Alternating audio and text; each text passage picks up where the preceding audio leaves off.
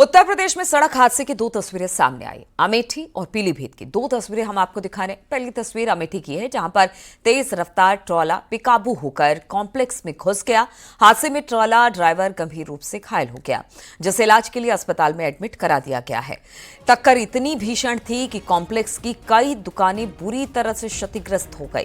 दूसरी तस्वीर पीलीभीत की, जहां पर बढ़ापुरा गांव में रहने वाले शमशीर खान अपनी बेटी कशिश और पत्नी नसीम बेगम के साथ बाइक से शादी समारोह से शिरकत करने जा रहे थे। तभी तेज रफ्तार कार ने टक्कर मार दी, जिससे पिता और बेटी की मौत हो गई। पत्नी इस वक्त गंभीर रूप से घायल है, जिन्हें अस्पताल में एडमिट करा दिया गया है।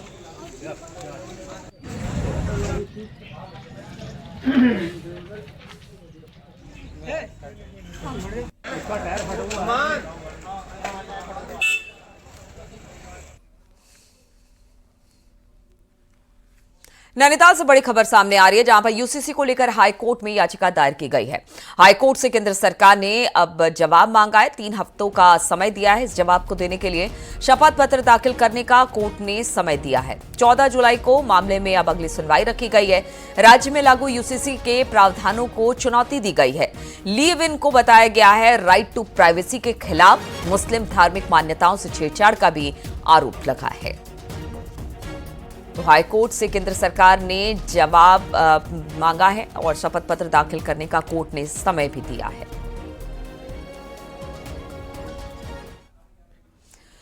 बिजनौर से खबर है, जहां पर भारतीय किसान यूनियन के कार्यकर्ताओं ने कोतवाली में धरना दिया और राकेश टिकैत को धमकी देने वाले आरोपी अमित कुमार के खिलाफ केस दर्ज करने, उसे गिरफ्तार करने की मांग की। देर रात बड़ी तादाद में किसान कोतवाली पहुंचे और पुलिस की रिपोर्ट दर्ज करने से मना करने पर धरने पर बैठ गए। किसानों ने जमकर थाने परिसर में नारेबाजी की है और पूरे प्रदेश में आंदोलन करने की चेतावनी भी दी है।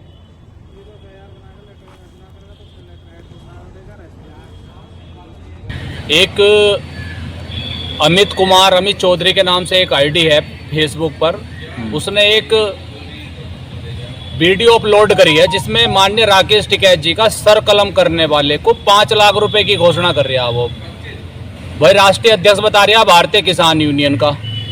भारतीय किसान यूनियन अटल कोई उसने एक संगठन अपना बना रखा है, जिसका रजिस्ट्रेशन करा रखा नहीं करा रखा ये भी नहीं कहा जा सकता, लेकिन वो अपने आप को राष्ट्रीय अध्यक्ष बता रहा है कि मैं भारतीय किसान यूनियन अटल का राष्ट्रीय अध्यक्ष हूँ। क्रिकेट और भारतीय टीम के तेज गेंदबाज मोहम्मद शमी ने सीएम योगी से मुलाकात की है। शमी ने सीएम के आवास पर जाकर उनसे शिष्टाचार भेंट की है। तो ये देखिए, तस्वीरें भी अब सामने आ गई है, जहां पर क्रिकेटर और भारतीय टीम के तेज गेंदबाज मोहम्मद शमी ने सीएम योगी से मुलाकात की। शमी ने सीएम योगी के आवास पर जाकर शिष्टाचार भेंट की है, जिसकी तस्वीरें अब सामने आ रही है।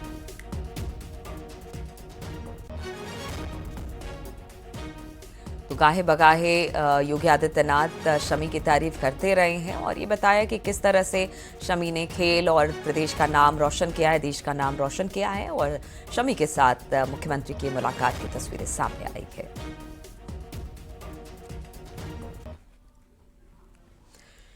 लखनऊ में सीएम योगी ने जनता दर्शन किया। इस मौके पर लोगों की समस्याओं को सुना और अधिकारियों को समस्याओं के समाधान के निर्देश दिए। आपको बता दें कि मुख्यमंत्री योगी ने जनता दर्शन किए हैं, जिसमें भारी तादाद में लोग पहुंचते हैं अपनी समस्याओं को लेकर। मुख्यमंत्री योगी आदित्यनाथ ने सभी की समस्याएं सुनी और फिर जल्द से जल्द समाधान के निर्देश दिए।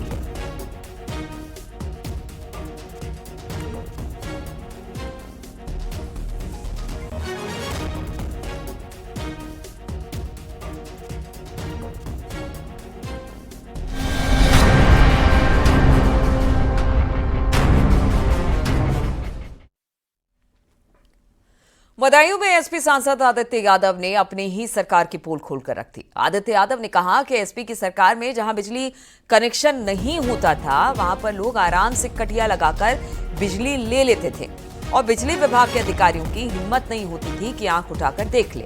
पहले थाने जाओ तो थानेदार अपनी कुर्सी में बैठने के लिए दे देता था, लेकिन अब ऐसा नहीं होता है। तो अब देखिए कि अखिलेश के भाई ने ही अब किस तरह से समाजवादी सरकार में चीजें होती थी, उसकी पोल खोल कर रखती है।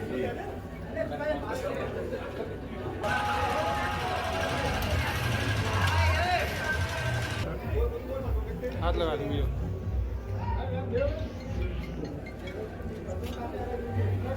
सड़कों का जाल बिछाना हो, नदियों से बंबों से पुल निकालने हो, यहां तक के थानों तक में अगर आप चले जाते थे और न्याय की मांग करते थे तो थानेदार जो होता था खड़ा होकर तुम्हें कुर्सी देने का काम करता था। आज तुम्हारी कोई पूछ नहीं रह गई है। जब समाजवादी सरकार थी, बिजली की क्या स्थिति थी?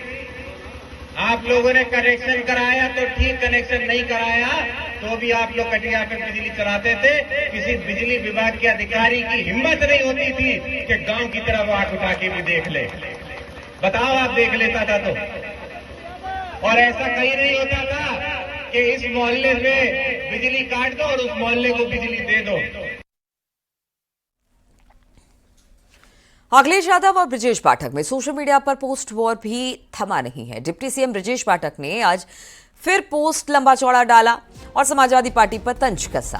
ब्रजेश पाठक ने लिखा कि अखिलेश यादव जी, आप डीएनए के सवाल पर बहुत भड़के हुए हैं। मैंने ये कह क्या दिया कि समाजवादी पार्टी के डीएनए में खराबी है, आप वापस से बाहर हो गए और आप उसी तरह से बाहर हो गए जैसे 10 साल पहले उत्तर प्रदेश की सत्ता से बाहर हो गए थे।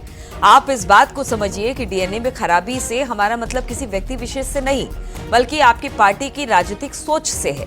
डीएनए में खराबी का मतलब है कि आपकी पार्टी की राजनीति की बुनियाद ही जातिवादी और तुष्टीकरण पर टिकी रही और आज भी ये टिकी हुई है। अखिलेश यादव जी, उन्होंने लिखा कि अखिलेश यादव जी, आप डीएनए के सवाल पर बहुत भड़के हुए हैं। मैंने ये क्या कह दिया कि समाजवादी पार्टी के डीएनए में खराबी है, आप वापस से बाहर उसी तरह से हो गए जैसे सत्ता से कुछ सालों पहले बाहर हो गए थे।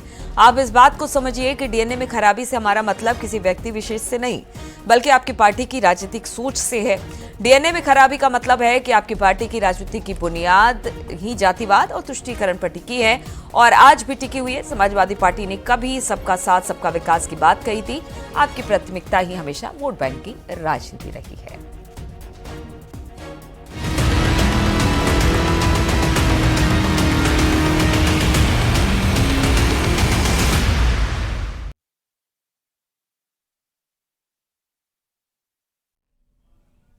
और अब बात करते हैं संभल हिंसा की, और इसे लेकर आज कोर्ट में जामा मस्जिद को लेकर आज कोर्ट में सुनवाई होनी है। बताया जा रहा है कि जामा मस्जिद में कि इस पर केस चलेगा या फिर नहीं चलेगा, ये बड़ी बात है। तो संभल जामा मस्जिद सर्वे पर हाई कोर्ट आज दोपहर 2 बजे अपना फैसला सुनाएगा। जामा मस्जिद हरियार मंदिर विवाद पर याचिका दायर की गई है। मस्जिद कमेटी ने रिविजनल याचिका की है, सिविल कोर्ट के फैसले को चुनौती दी है। 13 मई को हाई कोर्ट ने फैसला सुरक्षित रखा था। इलाहाबाद हाई कोर्ट के फैसले से यह तय होगा कि हरियार मंदिर का अस्तित्व तलाशने के लिए जामा मस्जिद के सर्वे का मामला संभल की जिला अदालत में सुनवाई योग्य है या फिर नहीं है, यानी मुकदमा चलेगा या फिर नहीं चलेगा।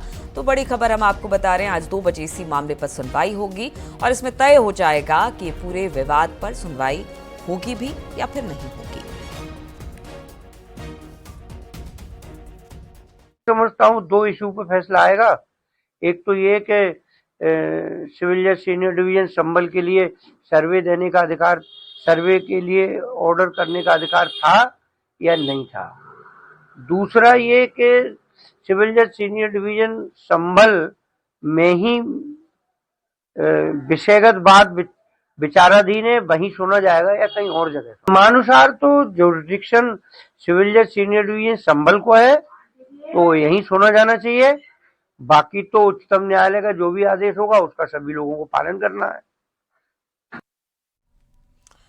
और आज शाम को एक महत्वपूर्ण बैठक होने वाली है। शाम को विदेश मामलों की संसदीय कमेटी की एक बैठक होगी। ऑपरेशन सिंदूर और भारत के एक्शन की जानकारी इसमें दी जाएगी।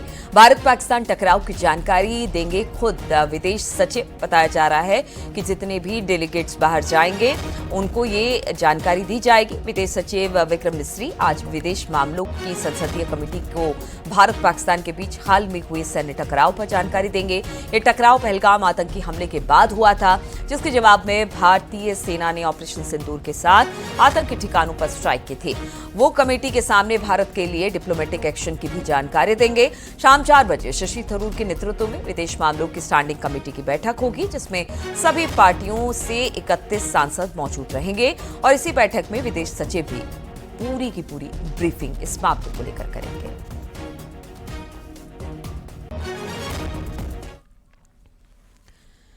सुप्रीम कोर्ट में आज मध्य प्रदेश के मंत्री विजय शाह की याचिका पर सुनवाई होगी। विजय शाह ने कर्नल सोफिया कुरैशी पर विवादास्पद बयान दिया था। विजय शाह ने अपनी याचिका में मध्य प्रदेश हाईकोर्ट के फैसले को चुनौती दी है।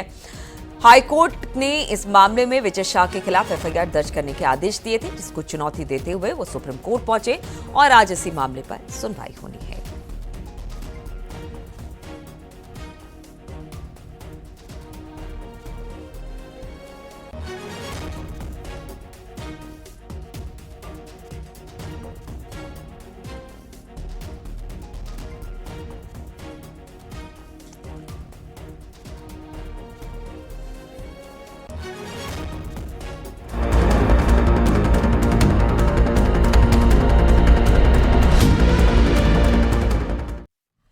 इटावा में एक हत्या के मामले का बेहद सनसनीखेज खुलासा हुआ है, जहां एक शख्स का अपनी कथावाचक पत्नी पर आरोप लगाया कि उसकी पत्नी ने उस पर जानलेवा हमला कर दिया और वहां से फरार हो गए, जिसके बाद उसे पुलिस ने सफई मेडिकल कॉलेज में एडमिट कराया। इसके बाद पुलिस ने मामले की गहनता से जांच पड़ताल की तो पूरा मामला ही अलग पाया गया।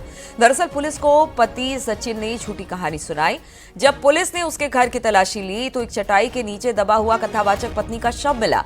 जब मामले की और छानबीन की गई तो पता चला कि आरोपी ने झूठी साजिश रचकर पत्नी पर झूठा आरोप लगाया, जबकि आरोपी का किसी और महिला से संबंध था, जिसे लेकर आए दिन दोनों पति पत्नी में विवाद हुआ करता था। जिसके बाद पति ने कथावाचक पत्नी को मौत के घाट उतार दिया और खुद पुलिस के पास जाकर खुद पर हमले की कहानी रच दी। के क्रम में ये पता चला कि सचिन ने अपनी पत्नी का मर्डर कर दिया है। शव उसके घर पे पड़ा हुआ था और उसने बहाना करने के लिए और गुमराह करने के लिए अपने गले पर भी चोट का निशान लगा लिया था।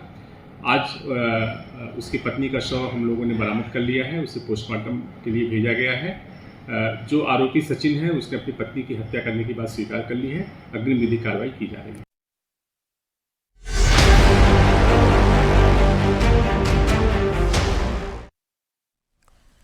और फतेहपुर से खबर, जहां पर वरमाला पहनाते समय एक दूल्हा लड़खड़ाकर स्टेज से नीचे गिर गया और उसके बाद दुल्हन ने शराबी दूल्हे से शादी करने से मना कर दिया। घटना जहानाबाद थाना क्षेत्र के गांव की है। बताया जा रहा है कि वरमाला के समय बवाल होने पर भी शादी की रस्में आगे बढ़ रही थी, लेकिन पांव पूजने के समय भी जब दूल्हे ने लड़की के साथ बदतमीजी की तो उसने शादी करने से मना कर दिया और शराबी दूल्हे को चप्पलों से मारने की चेतावनी दे दी। बकेवर थाना क्षेत्र के कृष्णपुर गांव से जहानाबाद के एक गांव में बारात आई। दुल्हन ने बारात को लौटा दिया और ये कहते हुए कि अब वो इस शराबी लड़के से शादी नहीं करेगी।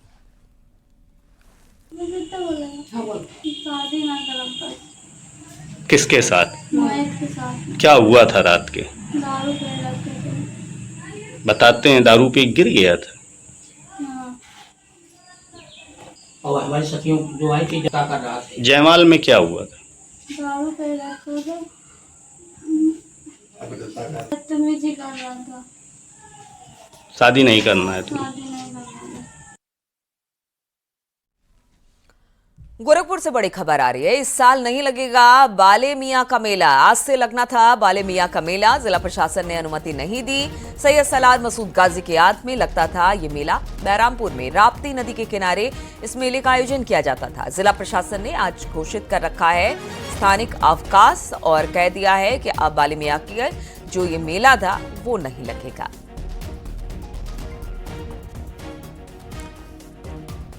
तो बाले मियां का मेला लगता था। बताया जा रहा है कि जो राप्ती नदी का किनारा था वहां पर सैयद सलार मसूद गाजी की याद में ये मेला लगाया जाता था। बहरामपुर में राप्ती नदी के किनारे इस मेले का आयोजन होता था, लेकिन आज स्थानीय अवकाश घोषित कर दिया गया है और इस वजह से ये भी कहा गया है कि मेला यहां पर नहीं लगेगा।